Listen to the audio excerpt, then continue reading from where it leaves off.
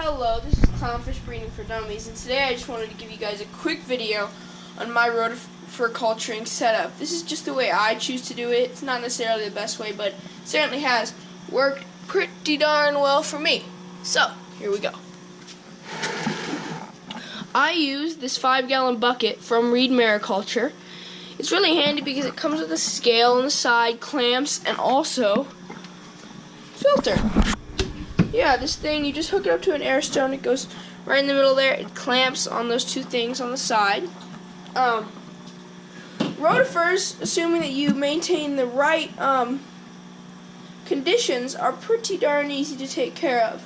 They need a pretty low salinity of 1.0. Wait, let me check. So you need it. Okay, here's my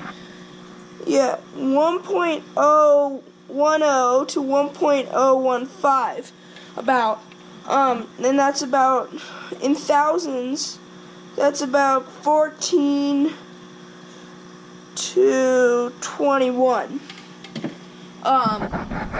14 to 21 for the salinity, and you're also going to want the temperature to be kind of high, maybe 80 to 82, but they can survive a pretty wide temperature range, so don't worry too much about it. They are going to be most productive at that higher temperature, though. You're gonna want after you get your Rotifer culture in, you're gonna want to wait about 3 days for them to establish a large population. Once that's done, you can start harvesting them, and you actually are going to want to start harvesting them and doing slight water changes every day, just so the culture density doesn't get too high and start getting too polluted. So people go different routes in feeding rotifers. Some people feed live phyto, which can be good if that's the road you want to take, but I really do prefer using feeds from actual companies. I use a feed called RG Complete from Reed Mariculture. It's really great for enriching the rotifers and having huge growth rates, as well as giving clownfish great color when they eat the rotifers. So here it is. Comes in a lot of different sizes. You can get it from their website. It's a really great product because not only is it insanely easy to feed, I just feed about 10 milliliters a day, and that's maybe even too little for these guys. They eat so much. It's very concentrated, but it also contains, let's see what it says. It also contains a pH buffer and ammonia control, so you really don't have to worry about anything like ammonia in your culture or pH. So it just makes it so easy. And I'll show you my feeding procedure. So this is a new bottle. I just finished off my last bottle. So I'm just going to take a syringe, and I use separate syringes for measuring my Rotifer culture density and for feeding, because these ones do get quite dirty, but you can definitely reuse them. So let's just see how I can do the camera. Okay, here we go. Sorry, I'm sort of going out on a limb here. This is a new bottle. The bottles are also really nice. I reuse the bottles. So here you go. Open it up. Take it off, and then I'm actually going to stir this guy up a little bit. So I'm going to put that back on. Just shake it up a little bit.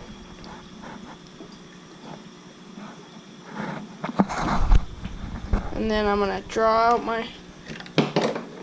I'm just going to do a full syringe. Geez, it's spilling over a little bit. There's so much that comes in these bottles. It's really nice. So there. Got my full syringe. Now I'm just going to put it in this Rotifer culture. I just did my water change on this Rotifer culture. So we're going to see what that colors with the water. I'm going to put the air stone on that Rotifer culture second. I'm just going to get a rag to clean up my little spillage here. My place is a bit dirty because I'm trying to raise a batch of fry right now, and that can be a little bit tricky. I'm just waiting for the eggs to hatch on those guys. It should be tonight, so I should be posting a video about the whole thing there. It actually got spaced out because yesterday I thought they were going to hatch, so I got all prepared and I started making the video, and they didn't hatch. So tonight I'm hoping for it, and I'm just going to sort of piece together the usable parts of both videos. So yeah, I'm going to turn my air stone back on for these guys so I can stir up the water. I just used this pretty nice air stone from Amazon, I think. Oh, there's a little spider on my air stone. That's cute, even though I hate spiders so much. I hate them so much. So there. Got the air stone going on. You're going to want a lot of water movement, probably as much as you can possibly get. I'm going to go show you the maintenance I do on these filters. This is about once a day.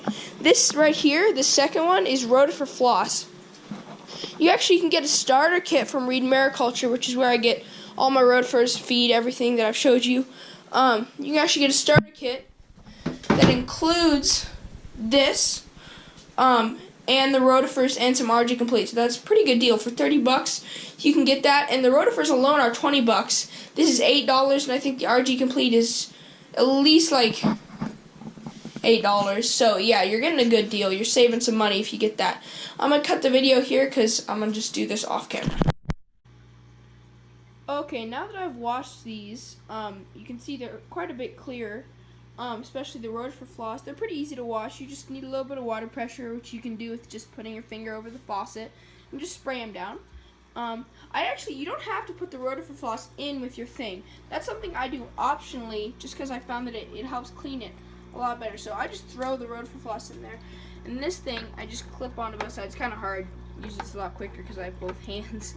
But yeah, so just go like that, and then sort of press it in, and it's pretty easy when you have two hands, that is. Okay, there it goes. You're just going to want to center it a little bit, and there's pretty much two ways to know that your rotifers have enough food. One is drawing up a little syringe full of your water, and you want it to be a light green color when held up to a light. So I'd say that's a light green color. It could use a little bit more, but it's okay for now.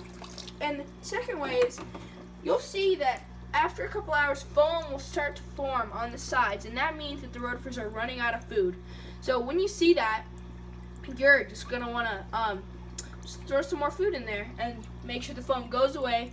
That'll make the foam go away, and it'll also give them more food. So that's basically how I take care of my rotifers. And pretty much all the rotifer culturing equipment, save the tubing, this thing and these guys, which you can get anywhere pretty much. I got this all from Reed Mariculture, and they're a really great website. Go check them out. They have great customer service. You got any questions, just ring them up. And they also send you with like a sheet detailing. Okay, here it is. This is a sheet. It details everything about how to take care of your L-type rotifers. It's awesome. They give you this with your order. Pretty awesome. They're a great website, and just to keep in mind that you don't have to get this rotifer culturing bucket from them. You can just fashion your own. I just chose to get this because it comes with some stuff that normally you wouldn't get, and it makes it a lot easier. So this, the RG Complete and the rotifers, all Reed Mariculture, and they're just great company. Go check them out.